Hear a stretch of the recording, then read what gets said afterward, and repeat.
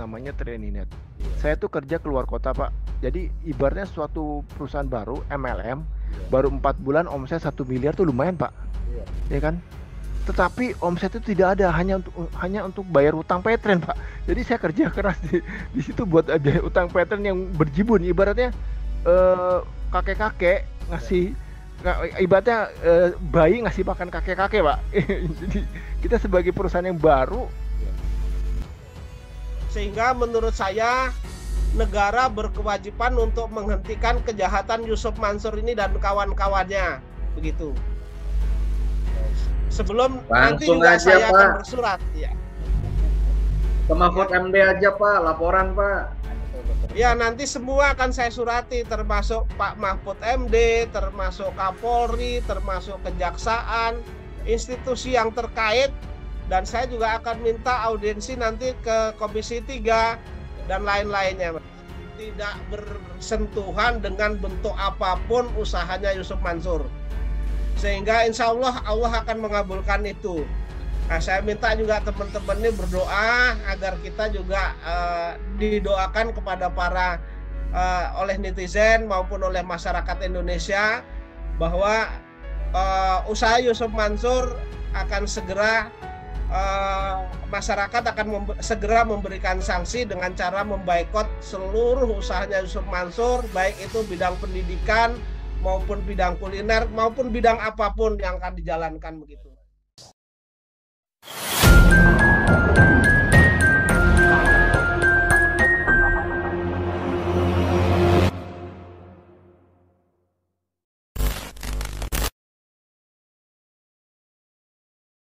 itu Pak Isaf juga dan teman-teman pasti tahu lah ada statement seperti itu. Ya, tapi baru ya kayaknya dibikin suatu janji-janji gitu Pak. Berarti janji. Suatu janji-janji, jadi kita tetap gitu, kita bayangin Pak, ini saya buka aja ya. Saya misalnya gaji saya di atas 10, tapi dibayar cuma 1 juta Pak, gitu kan, ibaratnya 1 juta 1 bulan ya.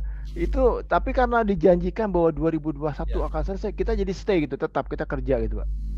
Kita kerja, malah kita pakai uang dari keluarga gitu, untuk kan saya rumahnya di Bogor Pak, saya untuk ke Bandung itu butuh biaya kan Pak. Jadi seperti itu. Jadi ibaratnya kita teman-teman itu pas 2021 ada statement dari Ustadz bahwa 2021 akan beres semua ya. Jadi kita tetap kerja terus gitu Pak. Dan teman-teman itu percaya dengan janji tersebut ya? Ya percaya Pak. Ya ibaratnya kita termakan percaya lah Pak. Ibaratnya kan ya Ustadz Pak. Kan ibaratnya seperti itu Pak.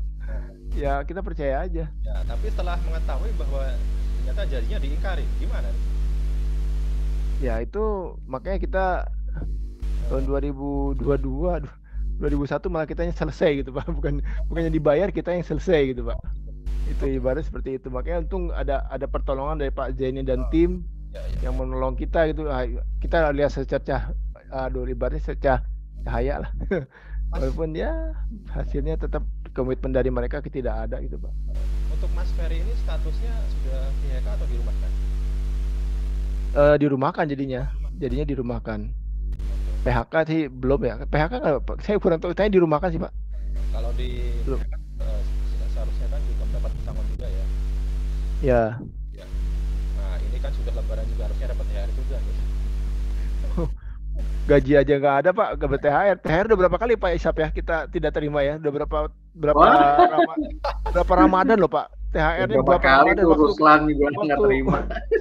Waktu kita kerja pun nggak ada THR ya Pak. Gaji aja nggak lanjut, gimana THR? Yang jadi aneh gini Pak, saya kan kerja di divisi baru namanya Trininet. Saya tuh kerja keluar kota Pak.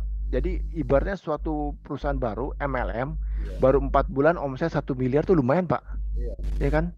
Tetapi omset itu tidak ada, hanya untuk bayar utang Petren Pak. Jadi saya kerja keras di situ buat biaya utang Petren yang berjibun. Ibaratnya kakek-kakek ngasih, ibaratnya bayi ngasih makan kakek-kakek Pak.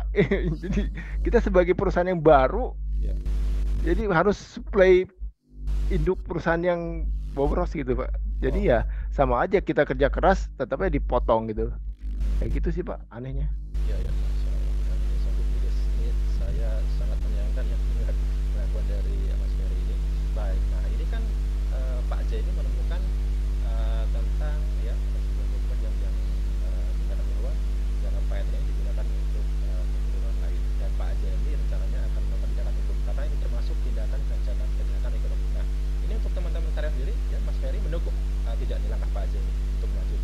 dukung sekali Pak.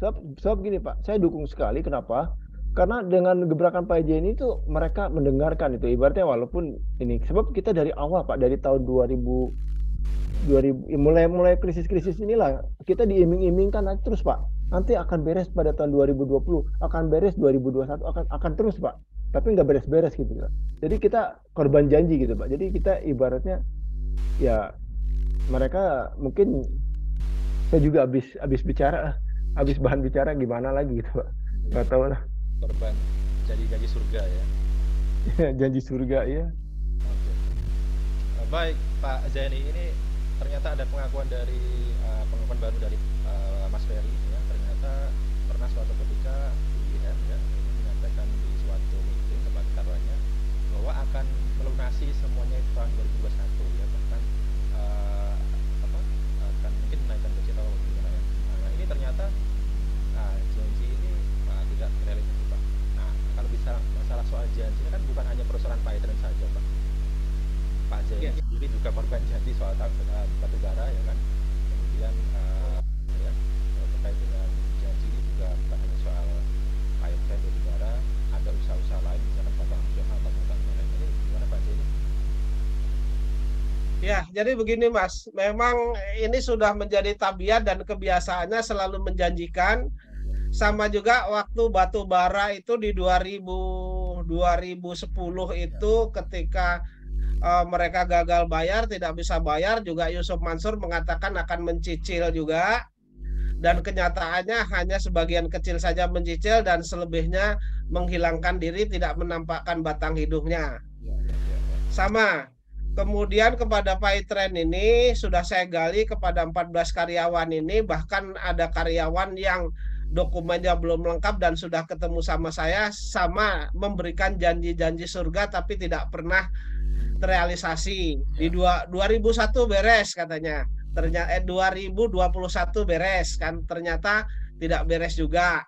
Sama saya menemukan orang juga yang minta ketemu saya di Kaisa Al Mansur itu, katanya begitu tidak ada rumahnya, mereka inden rumah, tidak ada rumahnya, hanya satu rumah ditunjukkan kepada beberapa calon pembeli. Kemudian Yusuf Mansur juga mengatakan bahwa akan diberesi, ternyata tidak juga beres. Kemudian kita tahu bahwa koar-koarnya Yusuf Mansur itu yang digadang-gadang bahwa Pak Etren itu akan segera IPO kalau nggak salah di 2001 atau 2010, sampai dengan sekarang kan juga tidak pernah terrealisasi. Nah, itu hanyalah janji-janji besar saja, bohong semua itu. Sehingga orang yang seperti ini memang sudah sepantasnya. Jadi Yusuf Mansur, keluarganya, kemudian para orang-orang dekatnya yang bekerja sama, menurut saya nanti akan segera mendapat sanksi dari masyarakat. Bentuknya adalah boikot, tidak bersentuhan dengan bentuk apapun usahanya Yusuf Mansur. Sehingga insya Allah akan mengabulkan itu. Nah, saya minta juga teman-teman ini berdoa agar kita juga didoakan kepada para oleh netizen maupun oleh masyarakat Indonesia bahwa usaha Yusuf Mansur akan segera masyarakat akan segera memberikan sanksi dengan cara memboikot seluruh usahanya Yusuf Mansur, baik itu bidang pendidikan maupun bidang kuliner maupun bidang apapun yang akan dijalankan begitu. Itu insya Allah sanksi itu akan terlaksana itu. Karena kalau sanksi hukum pidana hukumannya kurungan, kemudian sanksi perdata kurungannya membayar atau menyerahkan. Kalau sanksi dari masyarakat ini tentu menjauhi para pelaku kejahatan itu dan menjauhi tempat usahanya. Gitu. Perlu saya ceritakan juga kepada teman-teman saya dulu pernah menangani perkara tentang gudang salah satu investor di badan usaha ya. Kebetulan saya membantu untuk menagih lewat koperasi Mas Isam, Mas Rusan dan Mas Ferry. Dan alasannya kenapa pihak koperasi juga memberikan laporan dan memberikan gambar kepada investor-investornya. Apa yang mereka sampaikan? Mereka sampaikan tidak ada dana.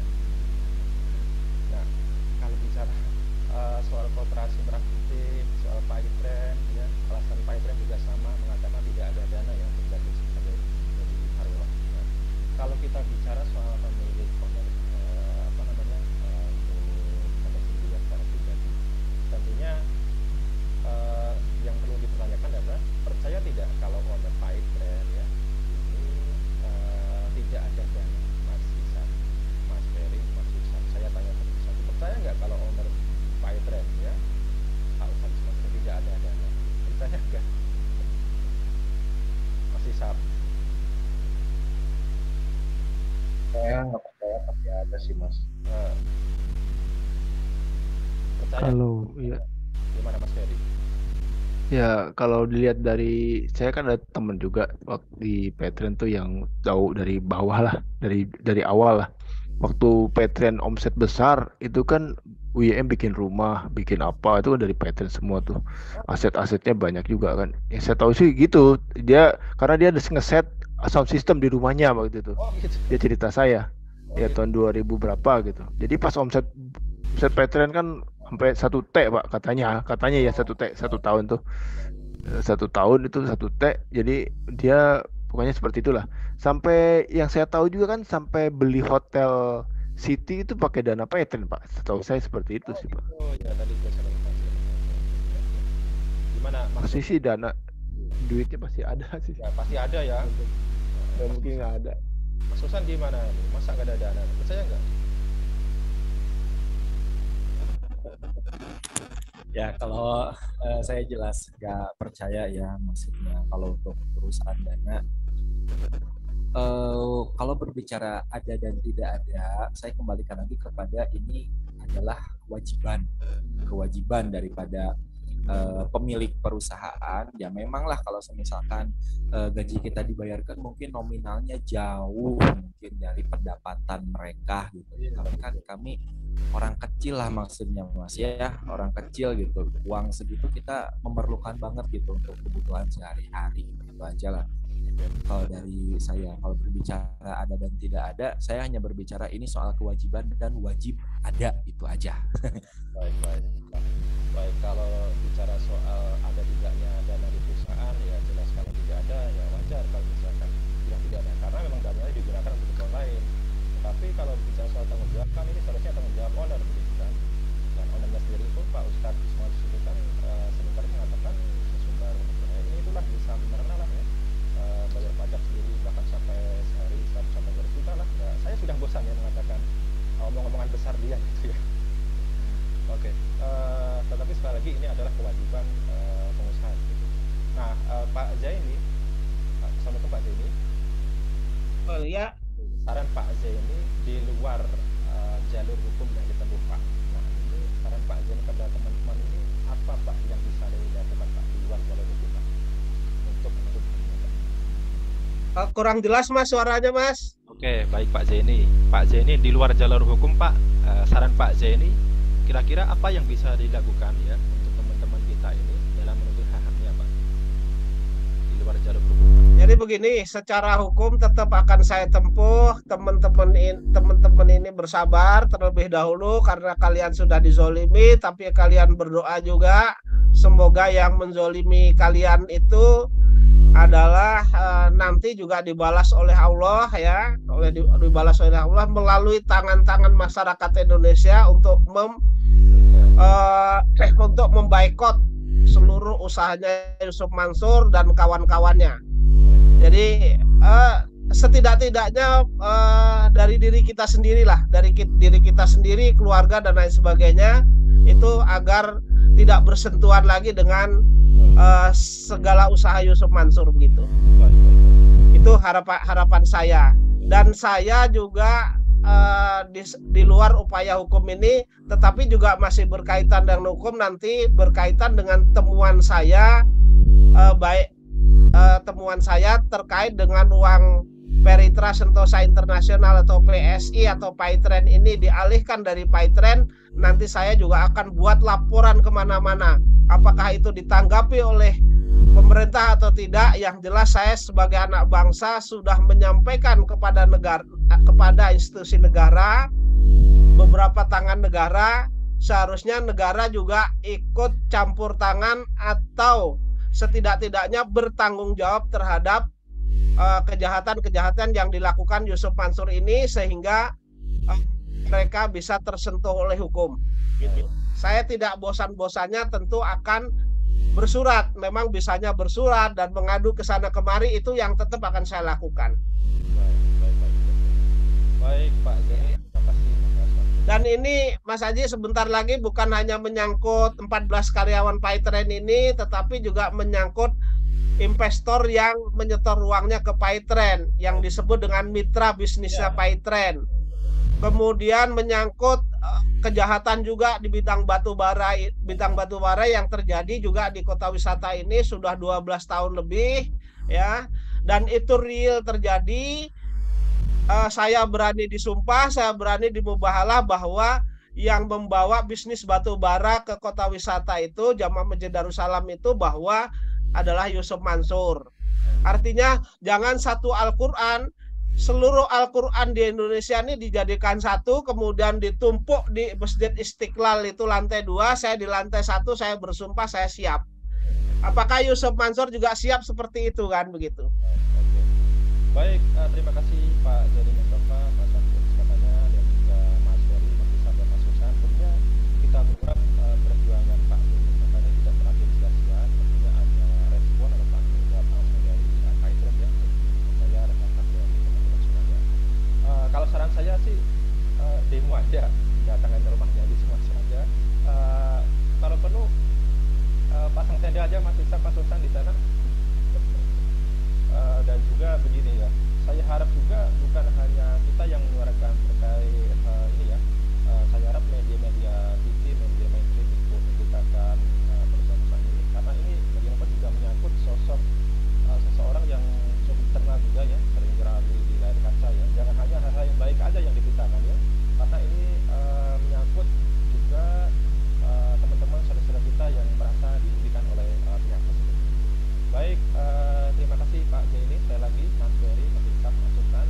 Saya harap sekali lagi ya pihak Kaizen ya segera ya. Bisa saya tambahkan sedikit ya, Mas?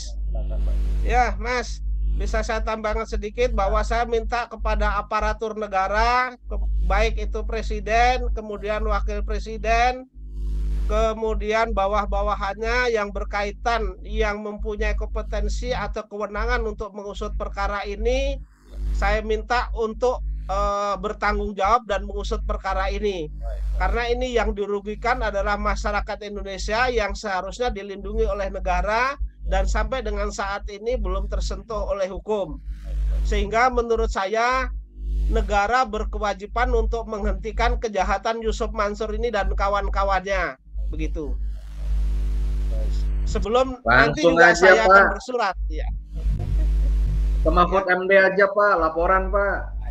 Ya nanti semua akan saya surati, termasuk Pak Mahfud MD, termasuk Kapolri, termasuk Kejaksaan, institusi yang terkait, dan saya juga akan minta audiensi nanti ke Komisi 3 dan lain-lainnya Mas, gitu. Iya Pak. Jadi sekalian ini harus kita hentikan. Berhasil atau tidak berhasil itu di tangan Allah, tapi harus kita hentikan biar pemerintah itu mengetahui, kemudian masyarakat juga mengetahui. Dan harapan saya dalam waktu dekat ini Allah mengizinkan masyarakat memberikan sanksi sosial, yaitu untuk memboikot seluruh usahanya Yusuf Mansur. Baik itu bidang pendidikan maupun bidang-bidang yang lainnya, kuliner dan lain sebagainya. Baik, terima kasih Pak Jeni. Oke teman-teman, itu tadi perbincangan saya dengan Pak Jeni Mustafa, Mas Isa, Mas Ferry, dan Mas Susan. Tentunya kita berdoa yang terbaik untuk mereka ya, bagaimanapun mereka adalah saudara kita, dan juga kita berharap Kaizen yang kita dorong ya, terutama pemiliknya untuk segera menunaikan kewajibannya untuk membayar para masyarakat. Terima kasih. Sekian saya ucapkan wassalamualaikum warahmatullahi wabarakatuh. Pak Jeni, Pak Mas Ferry dan Mas Isa, Mas Susan, mohon maaf ini karena Zoom saya ini belum saya upgrade, jadi mungkin beberapa waktu itu lagi langsung ini off otomatis gitu. Terima kasih Mas Isa, Mas Ferry, dan Mas Susan. Pak Jeni, terima kasih Pak Jeni. Sama-sama Mas Haji, Pak Jeni, teman-teman Ruslan, Pak Ferry, sehat-sehat selalu. Amin. Semoga perjuangan. Salam sama keluarga semua. Ya Pak. Ya, Bapak Ibu, mohon maaf lahir dan batin. Oke, saya tutup Pak Jeni, Mas Isa, dan Mas Susan, Mas Ferry ya. Baik. Baik,